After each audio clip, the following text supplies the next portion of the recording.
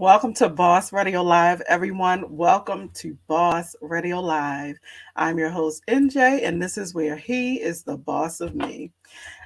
Thank you for joining us on the show today. It's going to be a really good show, especially for those who are in leadership positions, who are running their own businesses. This is going to be a great show to watch. So, it's going to be a good one, you guys. Coming right up, our guest today is Maureen Gemme. So, coming right up, we will hear from her, and I can't wait. I'm excited. It's Boss Radio Live with NJ, your three-dimensional podcast.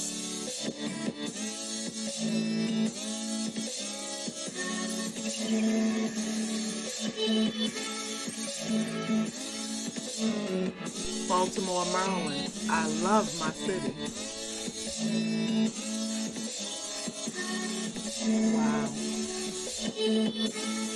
You have to have balance. Mother's Day extravaganza event being held ILC Lois Button Forward. Come meet me today at the Spirit Level.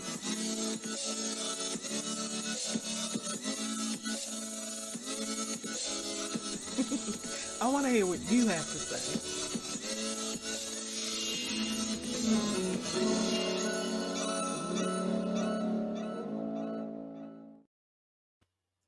Again, welcome to Boss Radio Live. So, as I said, today our guest is Maureen Gemme, and she's going to be talking about leadership in her amazing organization company that she has.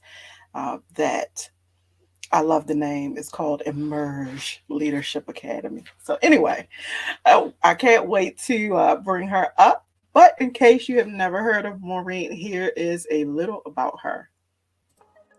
Maureen Ross Gemme, ex-corporate girl, motorcycle adventurer, speaker, coach, and leadership trainer. Since 1985, Maureen has beat the odds to become a fearless and confident recovering alcoholic and drug addict. After 30 years in corporate America and 2 years life coaching, Maureen founded Emerge Leadership Academy, LLC, in 2015 to help create the leaders the world craves. Her online digital course, Recovery at Work, helps people who are ready to step up in their career and create a happier life. Whether through her online courses or as your private coach, Maureen is dedicated to helping you become a more competent, conscious, and caring leader.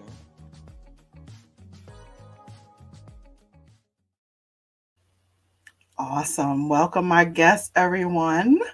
Welcome to the show, Maureen. How are you? I'm great. Thank you so much. That was so cool, that little introduction you did. I'm like, wow, I gotta like steal that and use it on my own website. Hey, you can have it. I'll send it to you. Thank you so much for having me. That was beautiful. Thanks. I'm so glad to have you on because I think people really underestimate one, the power of good leadership, and two, the role leadership has not even just in, because we have business owners who watch the show, but not even just if you're running a business, but having those kind of leadership capabilities in your life, when you're leading your life and when you're leading your family and all of that. Like, it's great to have that, those leadership capabilities kind of locked down. So I think this is a really good topic. So I thank you for joining us today. Thanks. It really is true that if you're going to be a leader in the world, it starts with self leadership, right? And really owning who you are, understanding all of that. Not only that, but then you develop yourself, then you can develop others. And a lot of times, even if you're not, quote, developing others, you can be a good role model. Being a role model for everyone in your family is super important, right? Yes, absolutely. So in the intro video, we were talking about your past and the amazing thing that you have done, which is, you know, definitely beat the odds to become a recovering addict of many, many years now. So, can we talk a bit about that and talk about your personal journey and how you moved from that to what you're doing now? Sure, yeah, because it has been a journey. It's been a lifetime, right? Yeah, I had good beginnings. My it's called Irish Catholic. My mom and dad had 6 kids in, like, 8.5 years, okay? So Oh, okay. and I was number 3, and so I was just one of the pack.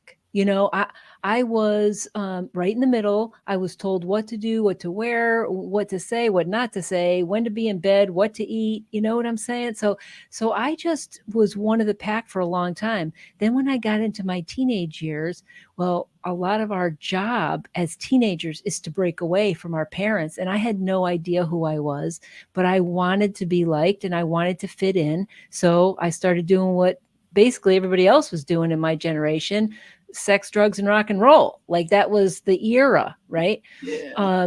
But it was a scary time though, because there was so much, there was not a lot of regulations, a lot of drugs out there, a lot of people were doing it. And I got caught up in all of that. So I barely graduated high school, but I did. And I moved like 13 times between the ages of 17 and 25, and I was constantly running from chaos that I was creating in my life. I was constantly trying to find my potential and who I was. And it wasn't easy for me because I had this habit, this very bad habit, which lowered my self-esteem. I really couldn't stand myself. I had no idea who I was, but I knew I had more potential. So I moved. I thought maybe the reason why my life was so screwed up was because my father was an alcoholic, or this boss was a jerk, or that boyfriend really hurt me, or you see, all the things I was just blaming people, places, and things. And then because I live in Connecticut, I said, I got to get out of here. And I moved to Texas. And then I got a bunch of different jobs there, and things had kind of improved for a while. But the truth is, I created all the same chaos because I brought myself with me, right? You bring yourself wherever you go. And True. so if you see the same patterns, then there's a pretty good clue that the issue may not be with all those things you keep blaming, right? Mhm. So I did reach out for help, and I did turn like my will and my life over to the care of God as I understood him. And I really revamped everything in my life. I was 24 years old. I didn't hang around with those people anymore. I got a whole new friend set. I did join a 12-step program, and I got the support I needed. I also went to therapy, and I came home about 2 years sober back to Connecticut, and I got my first corporate job. And then I just was off and running. I fell in love. I started a family. I had a fantastic career, and I learned so much because I dove into personal growth and development. But it's not, it wasn't easy, but I had the support that I really needed to go through all of the pain and feel the feelings that I had been avoiding, right, for all those years. But here I was, 25 years old, in a corporate environment. And when you first get sober, what they say is, and it was true for me, that you pretty much have the maturity, emotional maturity, of the same age of when you started drinking. So I was kind of like a 13-year-old, a 25-year-old body. And my inner thought system, all that inner critic was going wild, saying I was an imposter, and nobody, what if they find out, and I could, I could lose my job, all that stuff, that I'm not good enough, I'm not, smart enough, I'm not capable enough. And so it took years and years of reprogram myself, and complete and continuing to ask, my higher power for help and guidance through it all. But it's been an amazing road, and now I know who I am now. Now I'm Yeah. clear. Yeah. Absolutely. We can tell by the way that you're now helping others that you're clear on yourself. Thank you. Um, so you mentioned a couple of things when you were speaking, which I think are really important, and wanted to talk about those just a little more. You talked about the fact of kind of facing everything, that you've gone through in order to deal with it, because I think last our last guest was actually talking about trauma. Oh, yeah. And Yeah. there's a lot of fear and a lot of trauma. I put myself through it. So that means years of forgiveness, getting it out of your body, right? And there's a lot of tools that we have to forgive ourselves, forgive our perpetrators, all of it. Wow. What was the biggest thing you learned from that guest about trauma? The biggest thing I learned is that there are ways that, so she teaches how to use yoga to deal with it. Nice. But one of the things when she was talking, she was like, the whole thing about yoga is actually it brings you to like this kind of place of peace within yourself. She's Mm. like, but it's not just used for trauma. And I was like, well, what do you mean? That she's saying like it was used for like people who have health conditions, people who have all sorts of things. Like she named all of this stuff, and I was like, so there are literally like sects of yoga that are kind of for these particular things. And she said yes, because they'll deal with those individual things to be able to help the people. So even for like me, I deal with, I have like high blood pressure and some things going on with me. And so I could literally go and see someone who could concentrate on the things that I'm dealing with to be able to help me. But like she was saying, the most important part is that it's all kind of bringing us back to that place of really being mindful, and like that meditation spot where we're really insightful and looking within ourselves. And we were talking about the fact that people do not do that enough. Like they live with what's going on with them, but they don't kind of go inside their self to deal with it. Yeah, that is, I think, the number one thing for self-care that I do is it's not yoga per se, but I meditate every Mhm. single morning, going within, clearing that space. Because when you can get your head and your heart and your body all in alignment, if you're not in alignment with all of that, your body will tell you. And it creates disease if you're stuffing down your emotions. That somatic, trauma that I might have had when I was 3 years old, excuse me, is it's very real and it holds on. And I don't know about you, NJ, but in I've been studying a lot about racism, anti-racism specifically, and reading a lot of books. And we hold trauma in our body from past, you know, Mhm. from what do we call it? Past, like our ancestors and our past peoples, it comes down. It's not something that's easily gotten rid of. And so it's really important to take care of ourselves, not just mentally, but physically and emotionally as well. Yes, and you actually made a statement, the same exact statement that that guest made, which is about that alignment. She said the same exact thing. See, we're, So we're it's all healers in our way. We all have very the same important. stuff. Yes, and it's really important for what you mentioned, which is that emotional, kind of our emotional intelligence. I think that is underrated too, Yeah.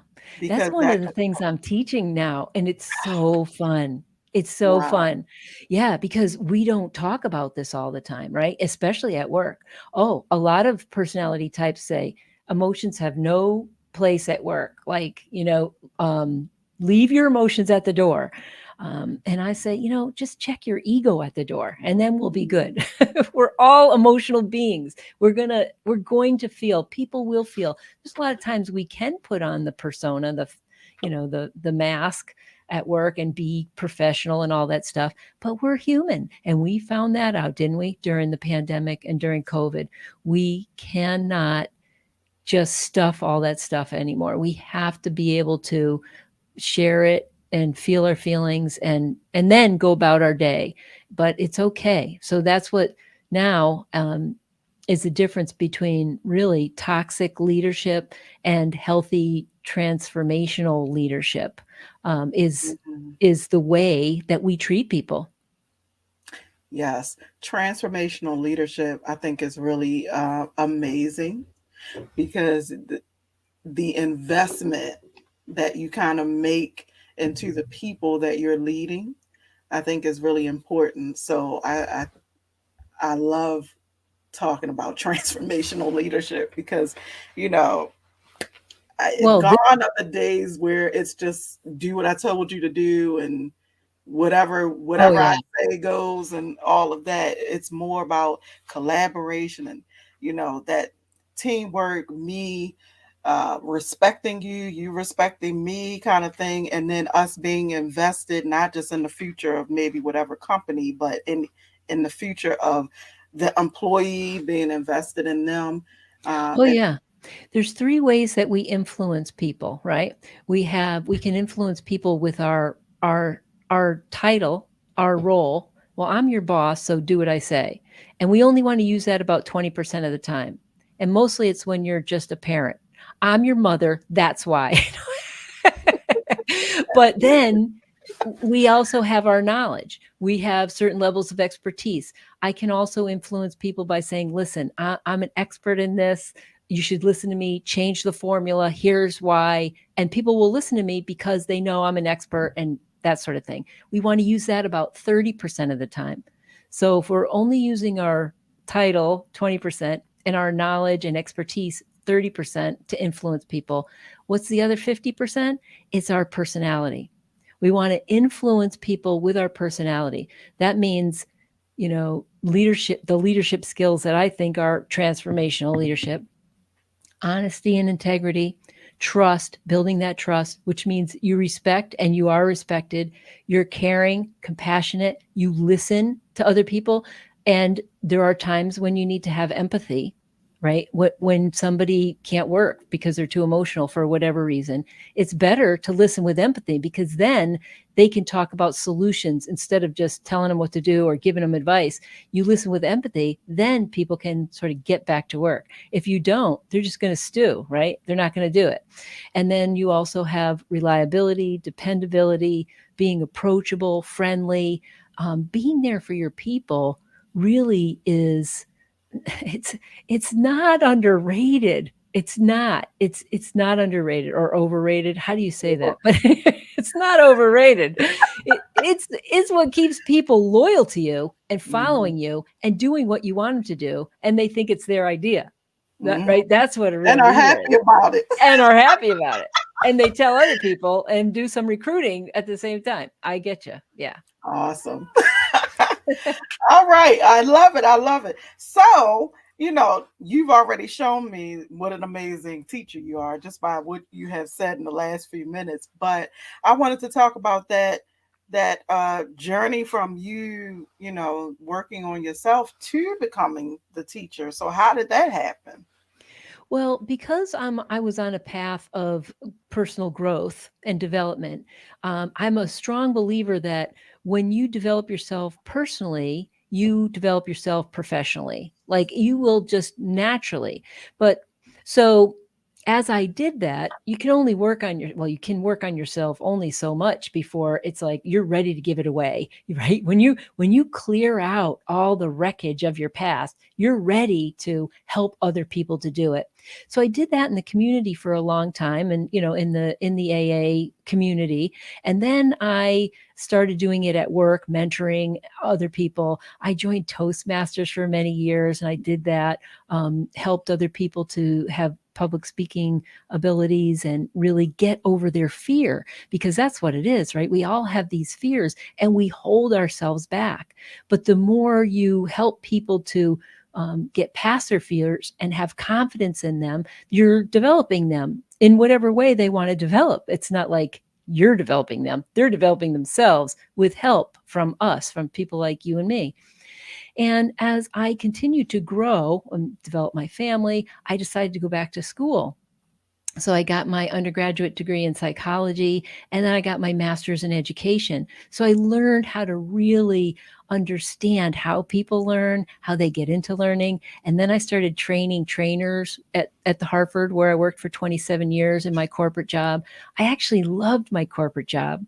And now, as an entrepreneur for 9 years, I started training. I decided I wanted to train leaders because I believe so much in these leadership skills. And I've come across a lot of good leaders in my career, but I've come across a few really bad ones. And I'll tell you what, it's like a negative statement. You hear 10 people say, "You did great, Maureen," and you hear one person say, "You're just full of crap." And what do you focus on? Oh, well, how could somebody think that about me? Right? Because I'm going to share this really quickly, because there's two things that we all have. I don't care where you were raised or how you were raised or what culture you're in. We have a fear that we're not going to be loved as small, tiny people, a fear that we won't be loved, and a fear that we're not enough. And as we grow, and our parents continue to condition us to say, "You're bad when you do this and you're good when you do that," we're programmed on how to please them, the people that we want to like us. Because if we don't, what do we get? We get negative, we get punishment or whatever it is. And so we get conditioned that we need to please other people, and we need to really fear that we're not enough, or strive for more, to always become more, to get those A's and all that stuff, to please other people. So suddenly now, most people, they're in midlife and they've been people pleasing. Some of us have been people pleasing all our lives. And then we have a midlife crisis because suddenly the kids are gone and we realize, what am I doing with my life or in my relationship? Or, suddenly something crashes, like a job, right? You lose something, you go through some kind of transformation, and you realize, I am sick of trying to please people all the time, or I'm so filled with fear, I never even realized it. And that's what the work is when we do that deep work. And that's what I started to do to help people. I started to do that kind of coaching because I did it in my 20s. So I had a lot of experience with helping people to look at that. And a lot of it has to do, or a big tool there is forgiveness and planning for your future and living in the moment. So how do you do all that? Take care of your past, plan for the future, but live in the moment. Like it's a crazy balance, but it does work when you allow yourself to just go through a process. And that process, it sometimes takes years. It just does. And we have to be compassionate with ourselves and learn not to listen to that inner critic that it's just that tells you should be afraid, or you don't go for that job, you're not qualified, or that sort of thing. So does that answer your question? I'm not sure. Yeah. Oh, But yes. that's how I got into It, training and coaching. yes. It far exceeded just the Okay. answer to my question. I love it. I was going to say my husband makes a joke about, I think the movie is called Inside Out or something like Oh that. yeah, with all the feelings. Yes, and This is there are these great. people in your head, and so he's like, Yeah. sometimes he has to bring me center me by telling me stop listening to the people in your, in your There head. you go. Oh, you got a good husband. God bless you. So I love You're it. It it just makes me laugh, and I'm like, okay, all right. I was going off on the ledge. Okay, got it. Yeah, But bring it back in. yeah, Tone it down. Because, really, there's a little girl in there. There's a little person in all of us that is constantly telling us it's not okay or it's not enough. And we have to reprogram that. We have to love ourselves and reprogram that to say, yeah, we are enough. Yes, I can be a good leader. Yes, I can step in and care about other people besides myself. And that's what we have to first, we have to do it for ourselves, and then we can do it for others. wow. And so a leader, once they learn all of this, so now you're saying this is what they should be maybe imparting to their staff. Is Well, that what we're saying? I think there's lots of ways to do that, right? There's it depends is the answer, right? It always depends. But there's so much that goes into leadership. So one of the things that I do is I teach people how to use the Everything Disc. It's a Wiley and Sons brand. I'm an authorized partner, and what I do is I train leadership teams and also teams, regular teams, people, individual contributors, if you will, and what their personality is like at work. But we have to remember that personality is only one part. So we have, we have values, we have personality, we have beliefs, we have skills, we have culture, we have different families we come from. So there's a lot to who you are as a person, and we have traumas, and we can't see those things on the outside. You don't even know. But sometimes we're at work and somebody will come over and throw something on my desk and say, I want this by 4 o'clock. And you're like, you thinking to yourself, who the hell are you? You can't just come over here. You're not even the boss of me, like because of the way they communicated it.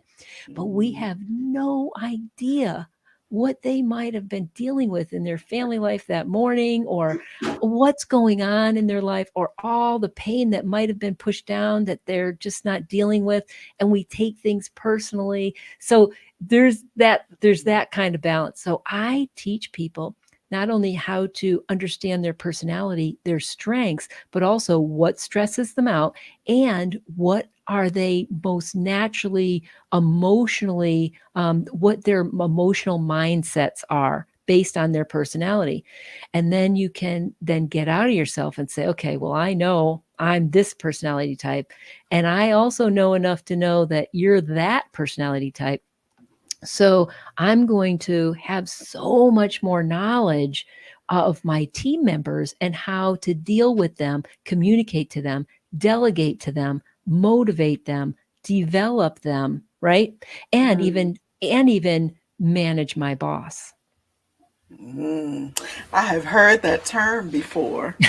Yes. But it's nothing derogatory. No. It to me, the way you just put it and the way I understand it is you're more so managing their personality, like the person who they are.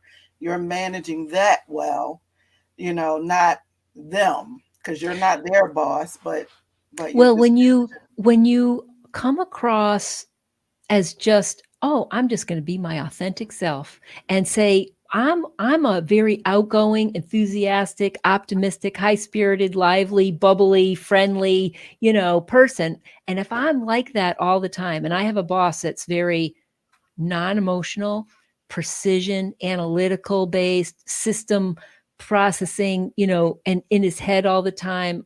And I'm saying opposite. So I say the opposite of me. I'm not going to want to walk in his office and say, "Hi, how you doing? Guess what I did this weekend? I got a puppy." Blah, blah, blah, blah. You know? If you know that about your boss, you're going to use that emotional intelligence. You're going to walk in and say, I have all the details. Here's a summary. What do you want to drill down? Here's my questions. Here's what I need from you. Boom, boom, boom. And it's logically organized. I'm not going to be random, all over the place, creative like I want to be, and I'm naturally inclined to be. I'm going to be very organized and focused because I'm going to get so much more out of him. I'm going to get better decisions. I'm going to get quicker help. I'm going to get what I need if I know how to approach him. Do you see what I mean? you just helped a whole lot of people. Just that example right there, you just helped a whole lot of people. And Yeah. that's just one example. And those are just two different types. Then there's the other two types because there's four altogether. And some people are a combination of two. And honestly, we have all of the types within us. So it is it's a really deep but fantastic tool. And also, when I train, I also provide, there's a system, it's called Catalyst. And so when folks, after they get their training, they can go back online and they can compare themselves to this colleague, or they can compare where they are with that colleague. And what we're doing when we're comparing is saying, okay, on the scale of structured and unstructured, there's a linear scale there. I might be really unstructured and my boss might be really structured. Now I can see that right out loud. I can know if this person's open-minded and this person's sort of on the middle of the scale to, really wants more system, step by step. And so this way we can really know our colleagues a whole lot better without being too invasive, and yet, having to know all the personal details, but also know where I can, break out with a joke if I want to, or really harness the skills of the team members so you can provide awesome products and services to your clients, or that sort of thing. Get things done. The Yes. way you delegate makes a huge difference, doesn't it? It's so very important, and it does. It makes a difference with the whole culture, the whole atmosphere of the job and the team. Yeah, Help. that's what it's all Yeah. about, is making that culture. Hmm. Get Yeah. open and inviting, and everybody knows where they stand, but it's not meant to pigeonhole. So just because I know that Sarah's really good with spreadsheets doesn't mean that I'm always going to delegate all the spreadsheet work to her. Like, everybody needs to grow a little. Or just because I know that, like, somebody like me, Maureen, might be super, outgoing and wants to plan the party, it's okay to get the Sarahs involved, who are always in their cubicle, never looking at it, let them be on the team to help, because you need all viewpoints and you need everybody to get out of their comfort zone every once in a while. That's how we grow. We get out of our comfort zone and we grow a little more. Doesn't mean we can't step back into our comfort zone, but then when we step out, it's not as uncomfortable. We get practice with doing it, right? Awesome. Oh, this is so good. I knew it would be. I knew it Thanks. would be. But yeah, so this is really great information. So I hope all of you out there listening are really taking this to heart, and definitely with some of these examples and things that Maureen is talking about today. Oh my gosh, so good, so good. Okay, so I have a couple of questions that I think would be really helpful to my audience.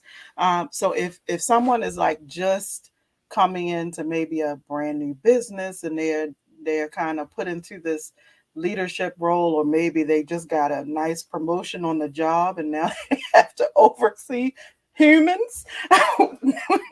Talk to us about, what are some leadership traits that maybe they need to think about or consider as a new leader. Yep. I think the most important thing is to, yes, you have to step into the identity that you are the leader now without becoming a bossy boss, right? Yes, you have to delegate the assignments. Yes, you need to learn about what everybody's doing and set the bar for the behavior so that we know, are they above the bar or are they below the bar, and you need to do performance management. So as you're doing that, I would say be gentle with yourself and open yourself up. It's okay to be vulnerable. You do not have to know everything right off the bat. It's okay to say, I just tell me all about your job. This is what I think you do. What do you really do? Oh, maybe we're not on the same page with these two activities. I'll take this off. Or I'd really like you to do this. Can you do it? And thank you. Please explain things to me. Don't assume that I know, because I don't. You need to educate me along the way. And I'm open. Tell them about how to communicate with you so that they know, right, that you are open, approachable. Or maybe you're one of those type of people that says, listen, there's so much stuff I have to still get done, but I'm always open between 2 and 4. It's kind of like open office hours. If you're a professor, there's always times that you can come into my office, but you have to match your, what you say you're doing. So if you see somebody coming and then you shut the office door, that's going to give a double message. But, honestly, just being yourself, being real, that's what people want. They don't need a bossy boss. They just want, and unless you're training someone, then you're going to have be more hands-on, hand holding. But it depends what kind of environment you're in. I've taught a lot of leaders in manufacturing who were They have to tell people all the time what to do, and it's not as fun, not near as fun. It's not leadership. It's more like just making sure you get the widgets built, and so that's a little bit harder to do leadership when you're just managing the kind of drudgery work. But you can do it in a way, once you learn who your people are, you can really assign them tasks that they want to do, and then everybody's happier. That's great advice. I hope everyone took notice of that. And that's really great advice for a new leader. That's great advice for any leader. Thank you. New And girl. yeah, and we never stop learning, right? We never stop learning. So there's so much that you can learn from your kids, and there's so much you can learn from your people. Yes, absolutely. Maureen, this has been, can you believe, like a half an hour? I know. It goes by so fast, doesn't it? Wow. So I always like to say thank you for, talking about the new leaders, but just in general, what do you want to leave our audience with today? What do you think is one of the, or two of the biggest things that you really think you want them to hold on to? Okay. So a little bit of self-promotion, not really self-promotion, but if you go to my website, you can take this like um, 7 question quiz that will tell you what animal best represents your leadership style. And you'll learn a little bit about the leadership styles when you get your report. If you want the full report, you can find that information too. And there's one other thing. I do have also a really awesome 7 uncommon steps to get a promotion at work that most people never think of. So sign up for that. It's all free on my website, emergeleadershipacademy.com. Absolutely. So as you guys see, I put the link up there. I love a Thank you. freebie. So I'm excited. Go to the website, get the freebie, you guys. So if people, Maureen, want to work with you, let's talk a little bit about that. How do you do your classes? Are they online or?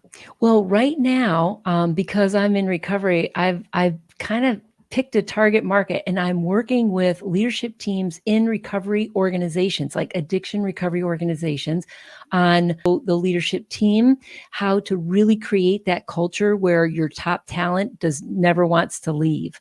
Okay, so that's happening. But you can find out about my programs on my website on the Personality at Work page. And I also work with individuals. I'm a coach, and I help individuals. Many times they're mid-management level, and they're looking to get to the next level in their leadership.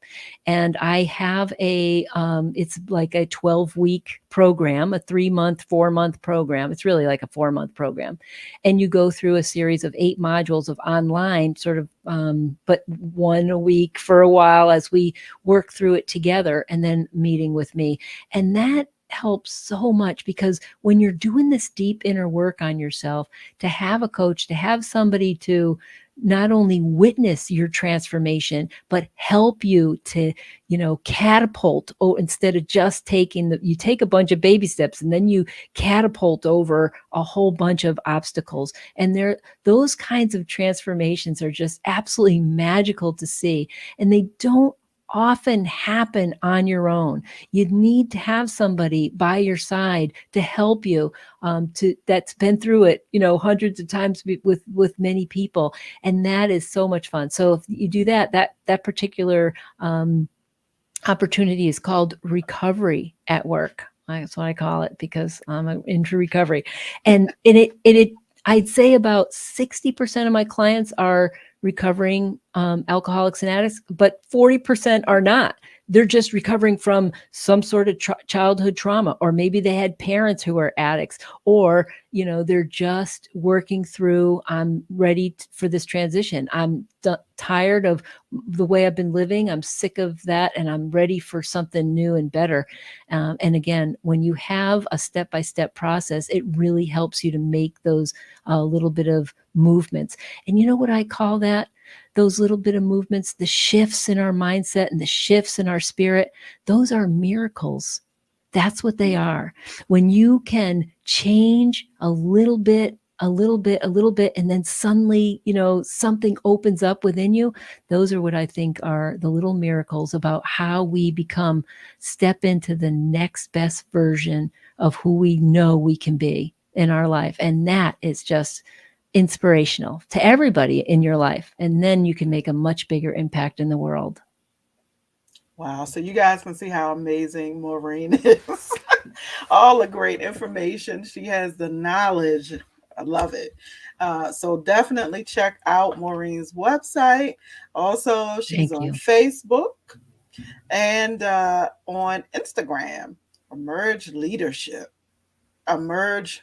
Emergent leadership. Thank They you. weren't all the same thing was not available on every I was stream, like, but wait, that's not the same. no, I couldn't do Check it, out. but that's all right. No, it's You can okay. find me if Check you go to out. my website. Yes, Thank you. that too. Yes. Yes. All right. So thank you, Maureen. This has been amazing. Thank you Thank so you, NJ. much. Thank you. A It's lot of really a great information. platform that you have here, and I'm so glad you're helping other people to make the best out of their lives, because it's not easy coming on here and doing these live broadcasts and making everything beautiful like that introduction. Like, I really commend you for it. Thank you. Thank you so much. Ah, wonderful show. Wonderful show. Thank you to my guest, Maureen, once again. That was really amazing. Well, you guys, another great show. I've had so many here lately. It's been really, really great. Some great information that we talked about in today's show. So please be sure to hit replay, listen to it again, share the episode so that people can hear that, because leadership skills are a definite must, not just in business, not just at work, but in your life. So thank you all for joining me again. And until next time, guys, stay boss.